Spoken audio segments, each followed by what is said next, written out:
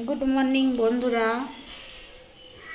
আজকের মেনু হবে, এখন তো আমবাবতী চলছে, ওই জন্য নিরামিষ। তা কুমড়ো সয়াবিন অনেক খেলাম, এবার ভাবলাম একটু পনির রান্না করি।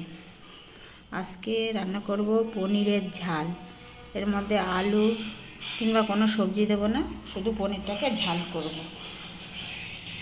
পনিরগুলো চৌকো করে টুকরো টুকরো করে কেটে নিয়েছি। আর এখানে শুকনো লঙ্কা 4টে, আদা 1 টুকরো, 2টো তেজপাতা, 2টো টমেটো নিয়ে নিয়েছি। এইগুলো ভালো করে কেটে মিক্সিতে পেস্ট করে নেব। আর মশলা বলতে জিরের গুঁড়ো, হলুদ গুঁড়ো, লবণ, আর নামানোর সময় সামান্য চিনি দিয়ে দেব। ততক্ষণ পনিরটা লবণ হলুদ মাখিয়ে লাল করে ভেজে নিই, আর এটা মিক্সড করে নিই।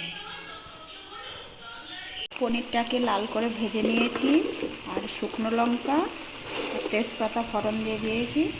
আর এই সামান্য চিনি দিয়ে দিচ্ছি। চিনিটা আগে দিয়ে দিলাম, তার কারণ তাহলে পনিরটা ভেঙে ছাড়িয়ে যাবে না। আর দিয়ে দিচ্ছি 1 চামচ জিরার গুঁড়ো, আর 1 চামচ হলুদ গুঁড়ো,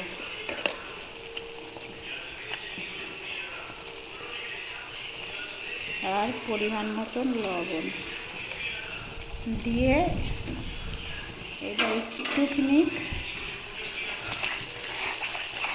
নাড়াচাড়া করে নিয়ে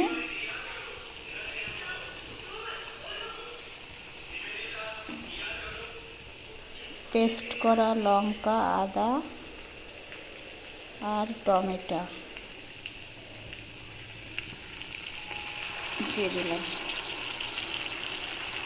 দিয়ে একটু কষিয়ে নিয়ে জল দিয়ে দেবো। ঢাকা চাপা দেওয়ার কোনো ব্যাপার নেই, কেননা এখানে তো কোনো সবজি দিইনি, শুধু পনির, তাই আর ঢাকা চাপা দিতে হবে না। দিয়ে একটু মাখা মাখা হলে নামিয়ে নেব। এবার দেখো আমার পনিরের ঝাল রেডি হয়ে গেছে, আর ঝোলটা কীরকম গামাখা গামাখা হয়ে গেছে। এবার আমি এর মধ্যে গরম মশলা ছড়িয়ে নামিয়ে নেব, নিয়ে গরম গরম ভাতে পরিবেশন করব।